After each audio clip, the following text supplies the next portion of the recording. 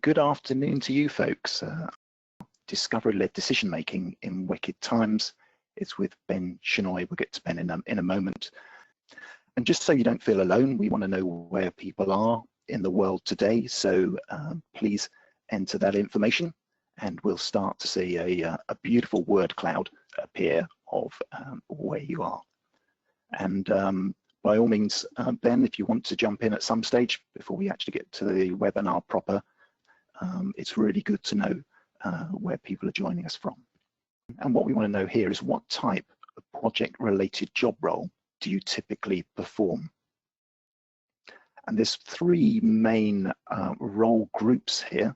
So you can see there's leadership, there's a project delivery specialist, and there's business analysis or change specialist.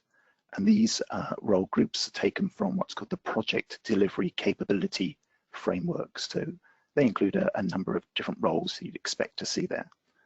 And indeed, we've got some non-project related folk and some students on the call, which is absolutely brilliant.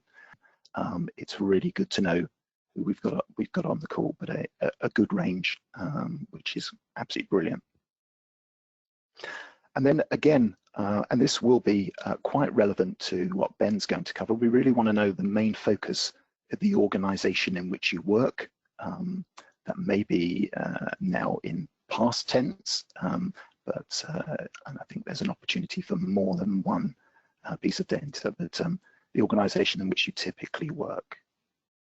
And Ben, I think you probably see this. Some of your examples, I think, are from the right industries. I saw aviation coming through in that one. I know we're going to get around to that. Yes, indeed.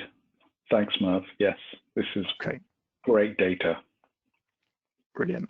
Okay, so and keep that information coming. So we're going to move into the presentation proper. Discovery-led decision-making in wicked times. Previously, we talked about VUCA, and I'm sure Ben will explain the differences. So making strategic decisions is a fundamental skill for leaders and managers. In the wicked times in which we live, decision-making has probably never been more important or challenging.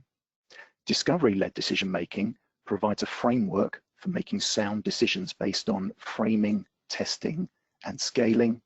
And in this webinar, we're going to explore how this approach can be applied to initiatives in different sectors that are being confronted with unprecedented levels of confusion and turbulence.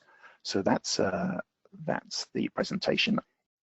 Thank you so much, Merv, and thank you everyone for being on the call. I'm delighted to be spending time with you virtually. So our hour together is going to be on this topic of discovery-led decision-making in wicked times. Let me show you my mugshot and let me introduce both myself, but also give you a sense of the perspective from which I approach this topic. A lapsed systems engineer, a recovering management consultant, and a practicing social psychologist. Let me expand a little bit on that.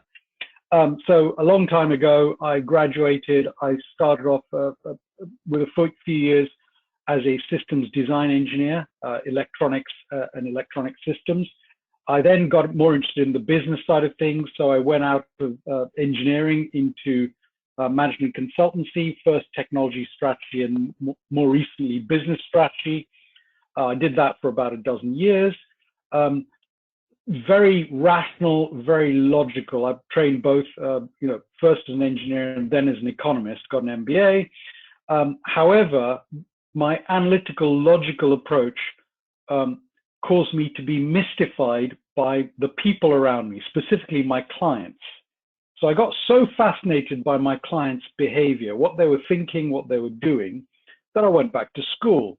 So I went back and I got a PhD in organizational behavior and social psychology from Harvard Business School.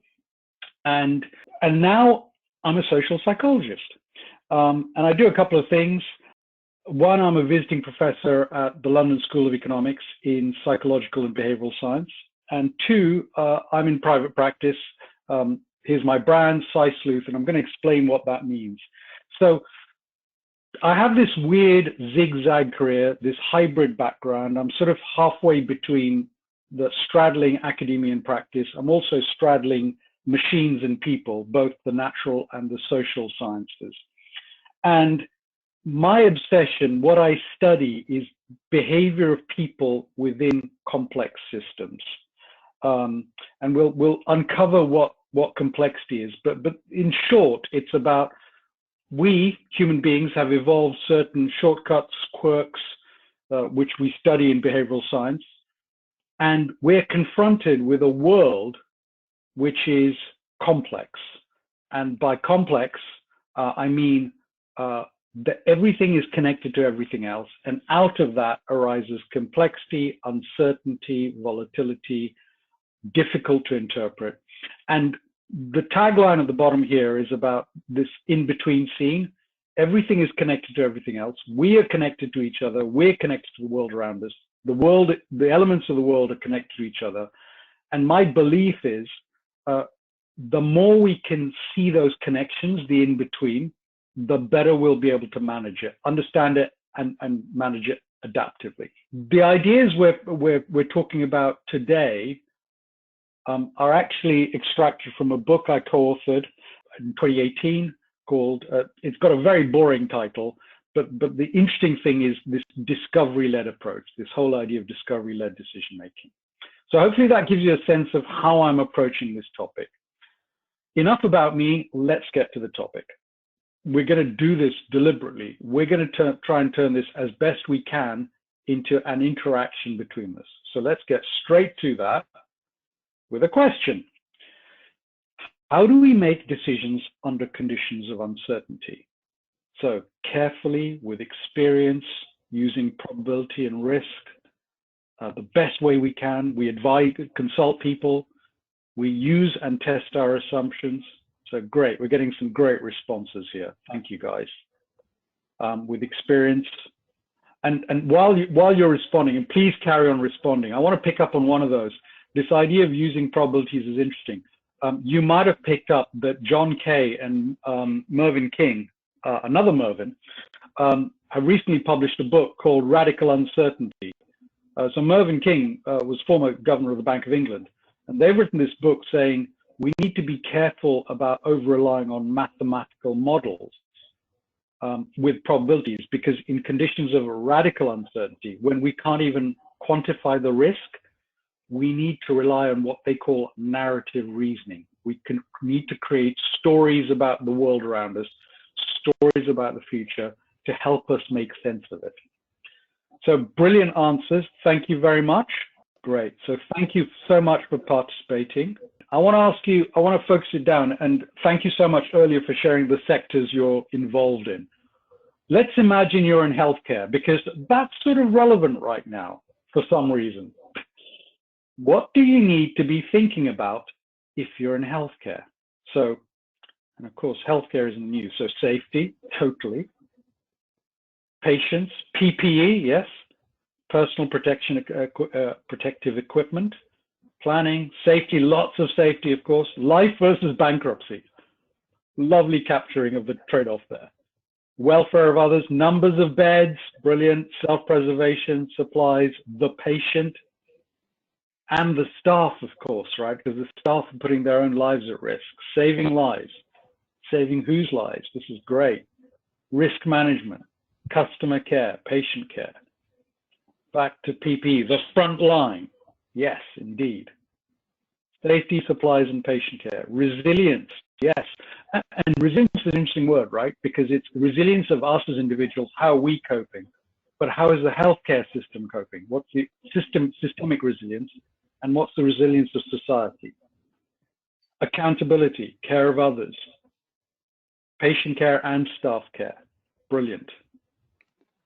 HSE, lovely. So brilliant capturing of all the things we need to be thinking about. And so I just want to reflect on some things you've done. And here's what I put up before I knew you were going to respond. So first of all, how many beds do we have? Do we have enough beds? Do we have the right type of beds? Do they have the right equipment in them?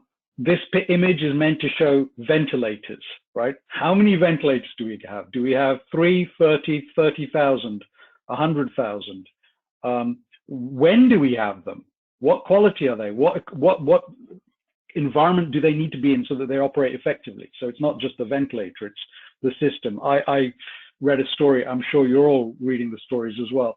I read a story about ventilators, hospital collective systems not being able to provide enough pressure to cope with the number of ventilators. So the hospital in question had enough ventilators, but they weren't, the pumping capacity of the central system wasn't enough to supply the oxygen at the right pressure.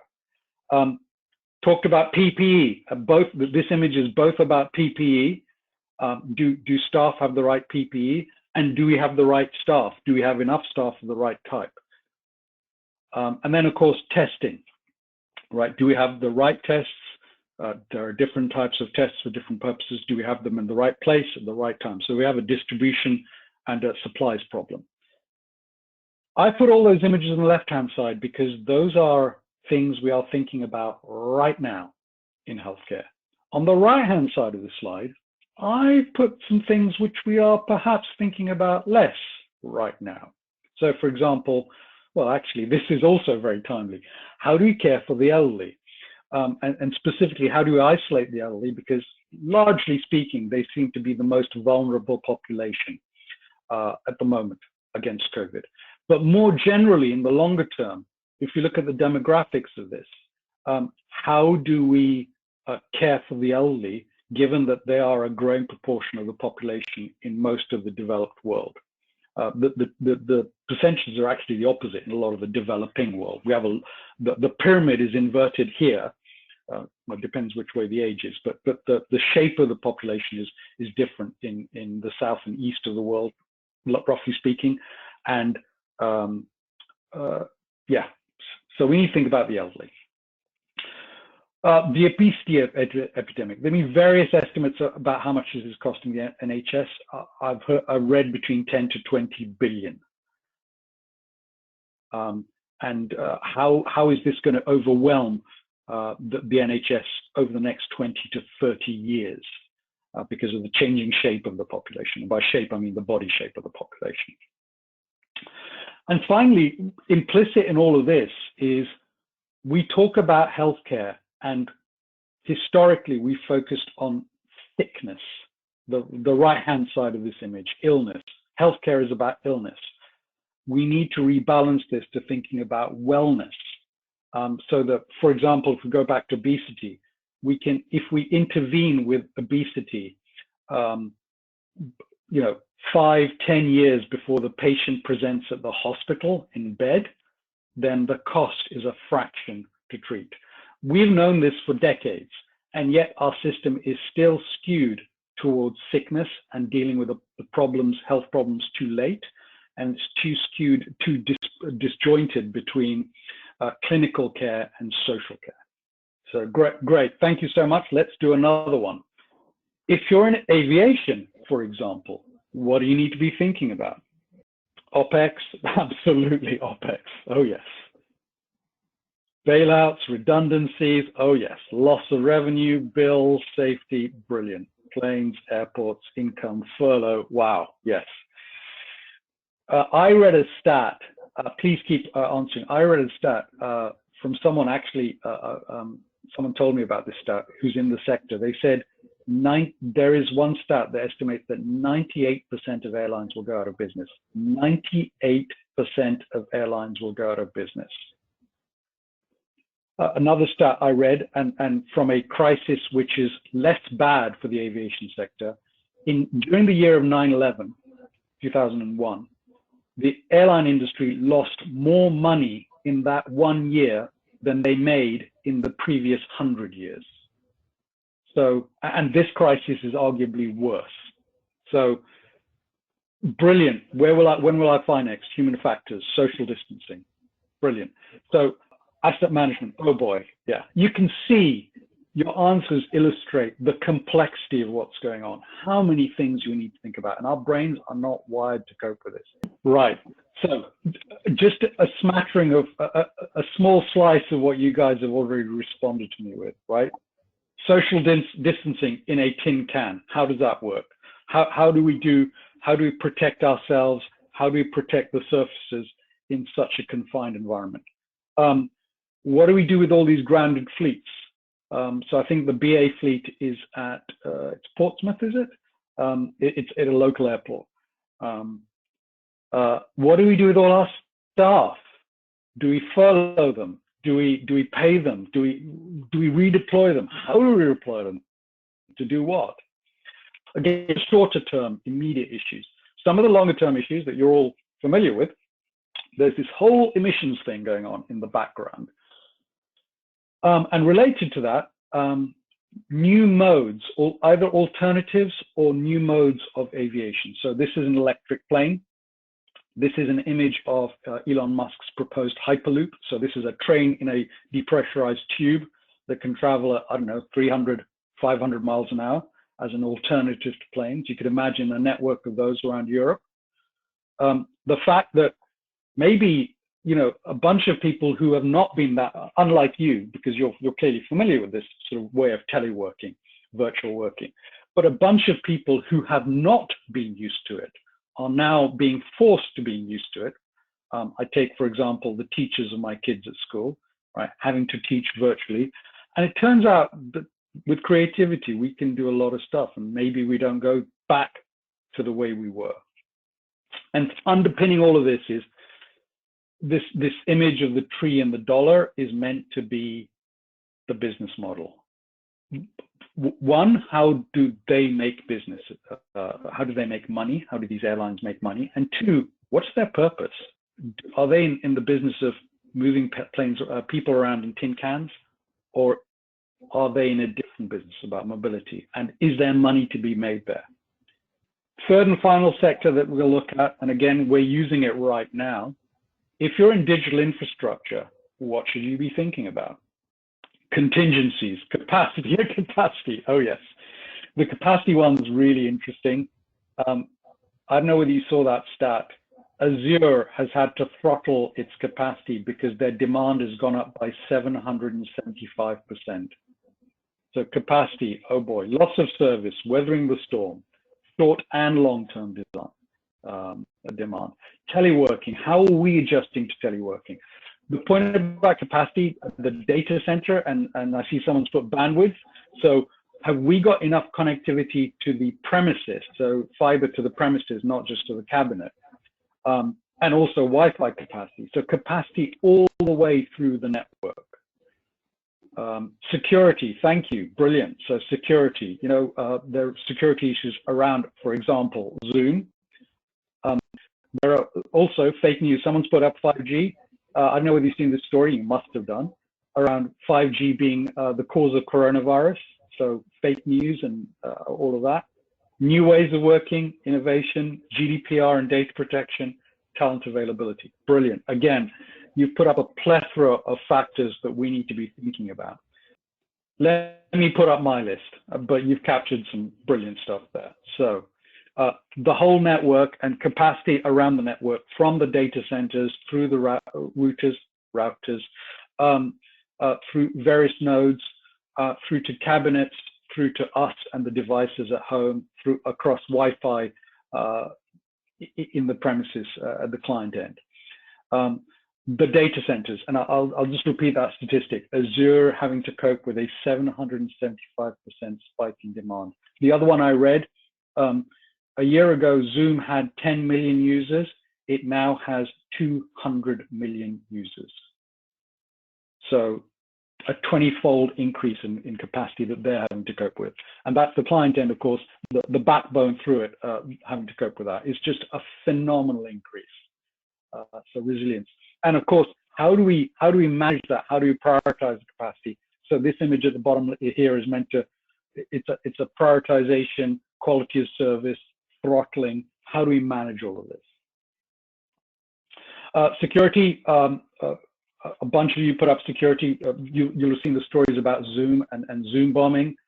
There are these stories about, before all of this, Huawei getting access to the edge of the UK telecoms infrastructure, and concerns about that. And then on the more longer term, there is stuff around perhaps accelerated by COVID, well, probably accelerated by COVID, a shift towards more and more virtual working, which is going to load the system, the infrastructure. This image here is another data center. The reason I put up another data center image is the global, these are energy monsters. They are huge consumers of energy and causes of emissions. So how do we cope with that, especially if we're shifting from travel to working at home and driving energy through these data centers? And then finally, this image is, what I'm trying to represent here is, as data centers get more automated, which they will, robots will take over maintenance of the data centers. These images of data centers, you'll notice they're designed to be operated by humans. If you start from scratch and you say, how should we design a data center for robots? And I've talked to people in the sector. They tell me, actually, we'd probably stick everything on the walls and around the sides and the roof and the ceiling. And then you would have a multi-limbed agent, robot, whatever you want to call it, or agents, that would access things totally differently from the, you wouldn't need paths with racks for humans to access the data center. So you're having to think about these short and long-term things. And I know whether you're familiar with this framework. It's the McKinsey's 3 Horizons framework. Let me just introduce it to you. And you'll see this all the way through the sectors we've covered. There is a short-term challenge. And of course, with COVID, it's right in the face of us now. Horizon 1, arguably 3 to 6 months is too long. We might be thinking 3 to 6 weeks. But what do we need to do now? There is a long-term horizon, which is say 2 to 3 to 4 years beyond the longer term, and they call it Horizon 3. And in the slides we've looked at just now, you'll see that the left-hand side was much more Horizon 1, what do we need to do now? And then longer term, the right-hand side of each slide was Horizon 3, what do we need to do in the future? And then we have Horizon 2, the 12 to 18 month planning cycle. And let me say something about this. I'll put this up last because I think this is the hardest one to deal with. How many of you, and I won't ask this as a question, it's a rhetorical question. How many of you have been involved in the annual planning round? And how often is it just, let's take last year's figure and beef it up by 5, 10, 15%? It is just a linear extrapolation rather than what it should be, which is we're focusing on Horizon 1. We need to focus on Horizon 3 as well.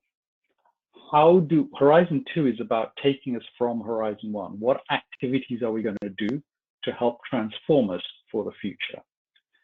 And so I think human beings are myopic. So first thing, we're temporally myopic. We focus on the short term.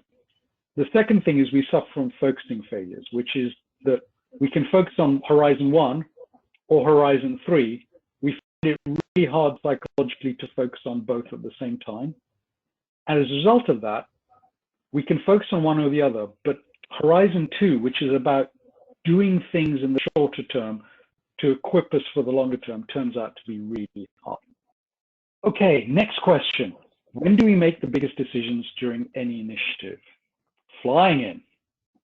So 60, 2/3 at the beginning, a quarter-ish in the middle, and then 5-ish% at the end.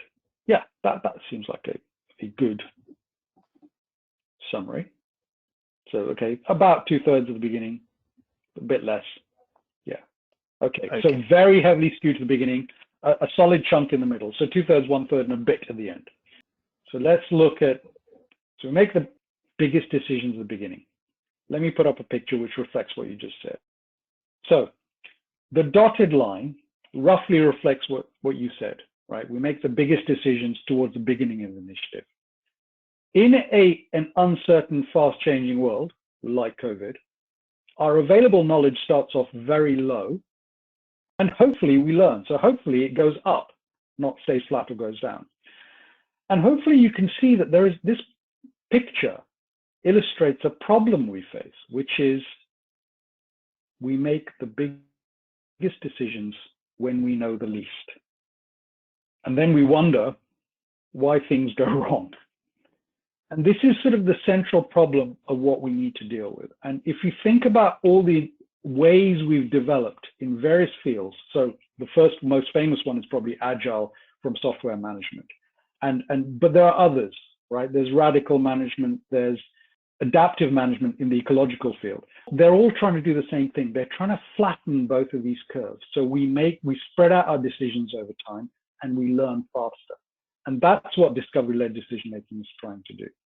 This question, how should we act when we know how to do something? And if you look at this picture, you'll see I'll put up a spectrum. On the left-hand side, we have the world we know. On the right-hand side, we don't know. I want to focus now on, first of all, on how should we act when we know what to do? Fast, proactively, decisively,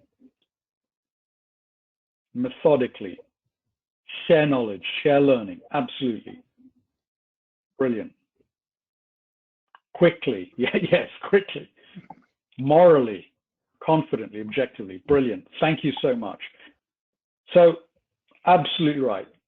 I've called it business as usual. And I've summarized your answers with how do we do more of what works? We know what works. How do we spread it? How do we scale it faster? And I'll use that word scale. I'm going to change it to scale. So we need to scale, and we need to scale iteratively. Let me tell you a story about this. Let's go back 150 years. This is a map of a pond called Fresh Pond. It's actually a lake, but the Americans call their lakes ponds. So it's a pond in northeastern United States. And 150 years ago, in the winter, their lakes froze. They still do freeze. But what was different 150 years ago is they used to farm their ice. So those guys you see there are actually on the lake, the pond, and they're harvesting snow and turning it into ice. So there's a whole industry around ice farming. And here you can see a conveyor belt driven by horses because, of course, they didn't have cars or trains or steam engines. Well, they did have steam engines, but not many. And this horse is powering a conveyor belt of blocks of ice. And here is an ice house. Now, the reason I put this story up is this is a thriving business until some bright spark discovered electricity, and some other bright spark invented the freezer. And the interesting thing about this story is, if we're in a business school, I might say, what are your strategic options if you're an ice farmer? You might say, well, we should move into the electricity business and freezing. We should change our supply chain. We should exit this business, etc. What they actually did was to increase their productivity by 150%. And this illustrates something that we see in humans. When we're under stress, we exhibit what's called the dominant response. Whatever we do, whatever is our habit, we do it harder. So whatever our habit is, we do it harder, even if it's not necessarily the smartest thing to do. So let me turn it back to you and ask you a different question. Before we explain the spectrum at the top here. At the top left of the slide, the scales are showing the world where we know really what's going on. So the knowns outweigh the unknowns and assumptions. And the top right of this slide, we don't know what's going on. So the unknowns and assumptions outweigh the knowns. So I'm asking you, we're now on the right-hand side of the slide, objectively, carefully, with research, inquisitively, find solutions, cautiously, critical thinking, capture requirements, ask others. Brilliant. Don't take risks. That's an interesting one. We'll come back to the don't take risks. Flexibly. Prioritize knowns, yes. Test your assumptions. Question, seek research, slowly. You can see how your answers are quite different in character from your previous answers. Consult. Great. So I would characterize your answers in this way. We need to test. How do we learn? Instead of doing more of what we know, how do we learn what we need to know? And the interesting thing about it is notice that these are very different types of decision making. right? The scaling decision-making is very different from the testing decision-making. Test is the world of lean startup. It's the world of agile, actually. It's the world of experimentation. So let me ask you another question. What do these firms have in common? So Levi Strauss, AT&T, Kirin. Let me say a little bit about those which you might not know. Kirin is a Japanese beer. SSIH ASAG is the Confederation of Swiss watchmakers. Ciba-Geigy, chemicals manufacturer. DEC, some of you are old enough to remember the mini computer company. Siebel, some of you are old enough to remember a CRM software maker. Who else? US Steel manufacturer. Answer the question, what do you think these firms have in common? Big brands, multinationals, all employ humans, old, adaptable, successful, now do different things. They can pivot, have adapted well to change, been around a long time. Their products, oh, this is opposite. Their products became obsolete. So we have some answers which are they adapt, and some which are they became obsolete. Has-beens, run by people, successful companies. Pioneers, brilliant, excellent. They have a legacy, they're established businesses. So, brilliant answers. Actually, and this is fascinating, all of these companies not only were innovators, they created not just a new product, they created a new market. The market which they created did not exist before. So they were profound innovators. And so you were both right. Those of you who said they're adaptable and they're has-beens.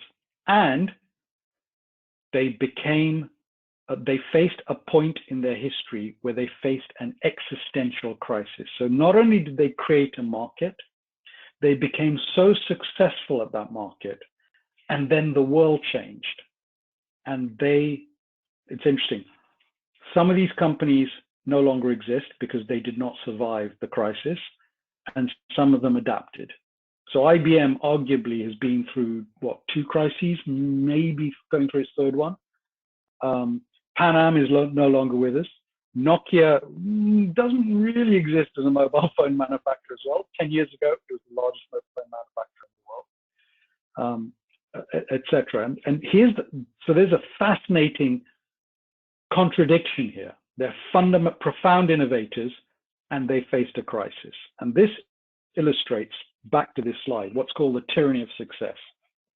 All of the companies on the previous slide went through the green testing cycle, bottom right of this slide, successfully. Most startups, you probably know, fail. A small percentage, up to 5%, succeed. All of those companies succeeded through that test phase. But to make money, they needed to flip from testing to scaling. And in scaling, they locked into a system which became a way of printing money. But the problem with that was the better they became at scaling, the harder it was for them to adapt. And all of them faced an existential crisis, and some of them didn't survive. So the tyranny of success is this: what makes you stronger, this to sort of paraphrase Nietzsche, what makes you stronger might kill you.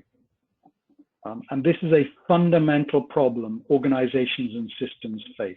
We'll come on to that in a few minutes. So my next question is, what is meant by the term wicked problem? We use this term wicked in the title of this webinar. So what do you think is meant by black swan? Okay, very rare event, hard to solve, uncertainty, changing in nature, unprecedented, unexpected, tricky, brilliant. Not a simple answer, a difficult issue. The parameters are not known.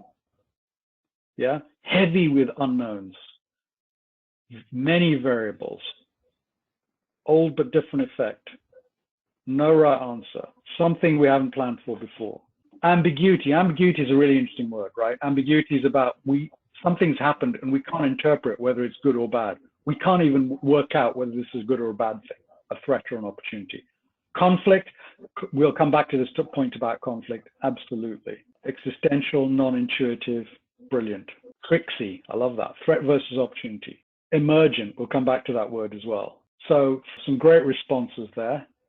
And again, echoing your answers. So no agreement on the nature of the problem. So we don't even know what the problem is.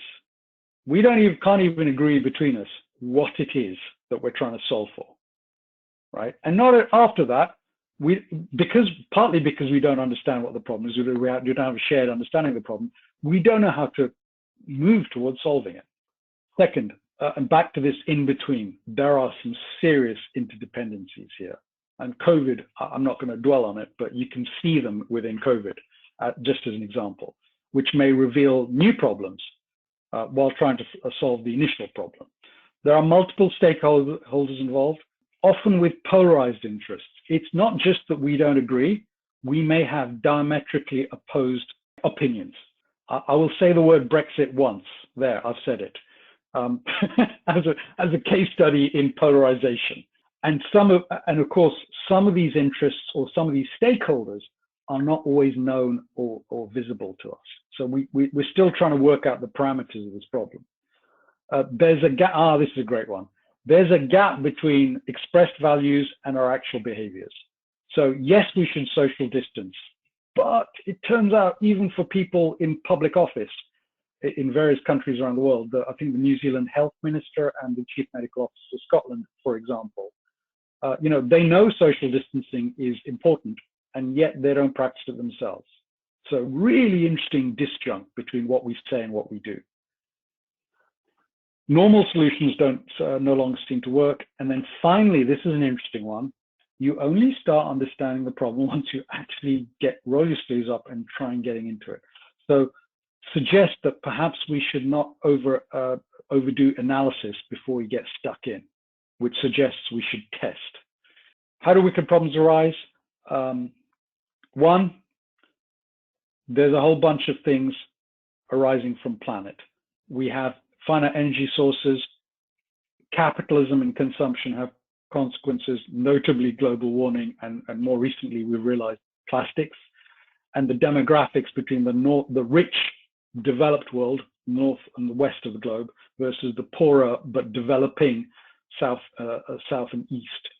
So the rich, we're relatively old over here, and the southeast of the world is relatively young.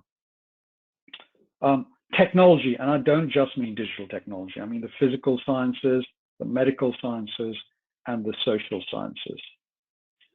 So, and the interesting thing is the technology and the planet interact with causes in both directions. It's multi-causal. And then I've put up this word exchange. And by exchange, I mean the way we exchange with each other. It might be money, commerce, it might be social exchange, it might be all the ways in which just we exchange with each other. And we're exchanging right now, even though we're not in the same room. And so this is about globalization and its consequences. For example, the barriers on trade and the barriers on migration as a backlash against globalization and the polarization of wealth. The contest between nation states and intra-states, so for example, independence movements around the world, and supranational entities. I'm talking about things like the EU, NATO, etc. The blurring of, at a pro level in terms of companies and organizations, the blurring of enterprise boundaries, so open innovation, value webs, hybrid organizations, new business models, for example, Google as a technology platform, and changing consumption patterns, e.g. Moving from an ownership model to a thing as a service usage model. So the world's crazy, the world's wicked. And the interesting thing about the word wicked is it's complex and it's highly connected. Question, wicked environment. How should we act in a wicked environment? Test it, embrace it, be mindful, pay attention to the feedback loop. Scientifically, great word, in testing mode. With humor, yes, with humor. Probe the system, be experimental, learn. Yeah, bravely. Yeah, courage is an important part of this. slow down. There's this wonderful phrase, go slow to go fast. Very carefully, be agile. Keep an eye out for outlier activities. So weak signals, absolutely right. Prototype, analyze with compassion. Great, thank you. So I've already got test and you know, the whole idea of experimenting, and the green circle here is really the scientific method, right? You observe something, you hypothesize it, and then you test your hypothesis. And that's, you know, if you think about it, the lean startup and agile is really a reskinned version of the scientific method. I would go further. I'd go further earlier in the scientific method or the scientific process. And I would say, you know what? We need to, not before we test, we need to frame. And by that, I mean, before we even get to what do we need to learn, we need to be asking, what do we need to learn about? And so what's the right problem to solve? In statistics, those of you who have a statistical background or a medical background, you'll know about type 1 and type 2 error, you know, when, and again, with COVID tests, right? You diagnose someone as sick when they're not, or you diagnose someone as not sick when they are. There's a sort of somewhat tongue-in-cheek type 3 error, which is looking for the wrong disease. In business terms, this is solving the wrong problem precisely. And the danger with organizations that are heavily into scaling, and think back to my ice farmers, is they solve the wrong problem precisely because they're asking the wrong question. So this is the discovery-led decision-making model. The idea is we need to have different modes of decision-making depending on how much we know, how much we don't know. The 3 modes are frame, test, and scale. Our job as leaders is to figure out what environment we're in and be flexible ourselves, behaviorally flexible about whether we need to be in testing, framing, or scaling.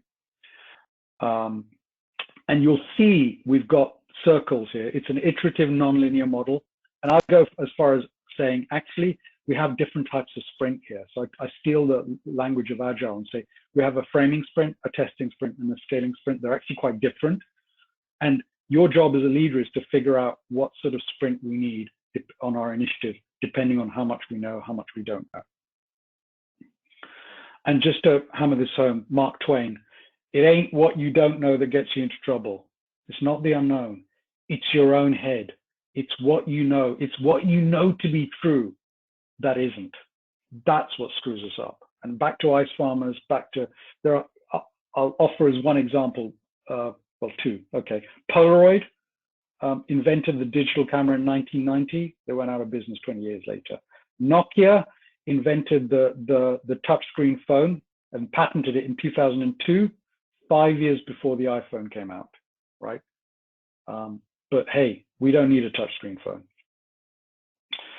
I want to close with a couple of examples in the right now about what reframing looks like in practice and how we can become incredibly creative when the world gets desperate and really wicked. So this is a plan for a new hospital in Warrington. It's an NHS hospital. It looks fabulous.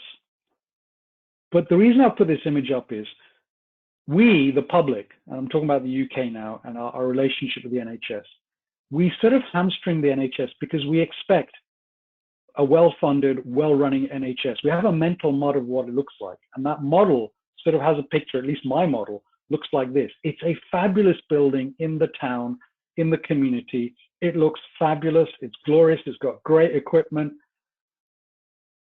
And it's wonderful. But is it the right solution? And are we asking the right question? Well, this next picture, this is an image of the hospital in Wuhan that they built in 10 days, I think, for 1,000 beds. And I remember when I first heard this story, maybe what, 6 weeks ago, 8 weeks ago, I remember thinking there's no way this would happen in Britain. There's no way we'd put up a 1,000-bed hospital in Britain because they look like the picture on the left. Well, it turns out I'm wrong. Because here's a picture from the Excel Center, a 4,000-bed hospital in 9 days. And just to show you another one, this is Central Park. I think the Samaritans, it was a charity, put up this, I don't know, maybe a 1,000-bed hospital in 48 hours. Notice that within these 3 pictures, we have 3 different types of hospital. I mean, forget the one on the left, right? That's that the Chinese have built a structure and put beds in it. We, the Brits, have basically created the same structure under a roof. And the Americans have said, why bother with a roof? Let's just create some tents. But the underlying principle here is, what does a good hospital look like? What do we need? Do we need a fancy environment? No, we need just enough. Let's keep our ICUs free. Let's deal with the medium staff, right?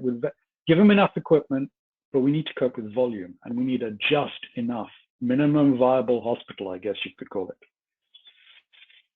Another example of reframing, and there's a debate in this country now about how should we lock down? Should we have a total lockdown? Should we open our schools? Well, this is our model of exchange in the conventional model, and this is Oxford Circus, you can see. And I want to show you a picture from Nanjing. Some of you may have seen it on the media.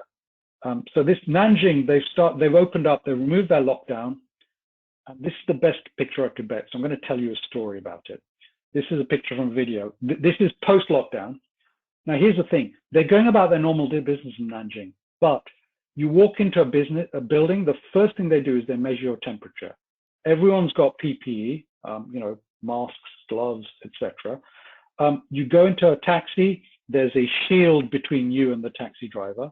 They're going about their daily business, but they're putting in place ways of maximizing or minimizing the probability of transmission between one human being and another, right? I suspect, I don't know this, but they're probably also isolating the high-risk population, so the elderly. But it's interesting to think, how could we recreate the picture on the left post-lockdown whilst COVID is still a massive threat? And maybe we need to rethink what exchange looks like, how we communicate with each other, how we interact with each other. So Albert Saint-Georges, who's a Nobel Prize winner in chemistry, came up with this wonderful phrase that illustrates what I've just said, or summarizes what I've just said. Discovery consists of seeing what everyone has seen and thinking what nobody has thought. And that's what we need to do in wicked times. To put this all together, I'm going to close up with my last slide. Here's the discovery-led decision model. We need to frame, test, scale. And I want to add one other point to this. I want you to notice one thing about the cycle here. There's a progression here of ideas. We reframe the world. We have a bunch of ideas, which we test, and then we scale a few ideas. And it is a ton of ideas at the beginning and scaling a few. There's variation, tons of ideas, fail fast. In fact, I'm going to punish you not for failing, but for not trying. I want more ideas. I am then, as your leader, I'm going to kill most of your ideas. In fact, probably 95% of your brilliant ideas, I'm going to kill because they don't work. Those 5% that remain, we're going to scale them. So notice a couple of things. One, slight schizophrenia I've got to exhibit as a leader, going from I want you to fail on the right-hand side of the slide to actually Six Sigma, we need to reduce variation. On the right, we want to increase variation. On the left, we want to reduce variation. The second thing, variation, selection, adaptation. That's the evolutionary model. That's Darwinian. We're applying a Darwinian model of decision-making here. With that, thank you very much. I've really enjoyed interacting with you guys.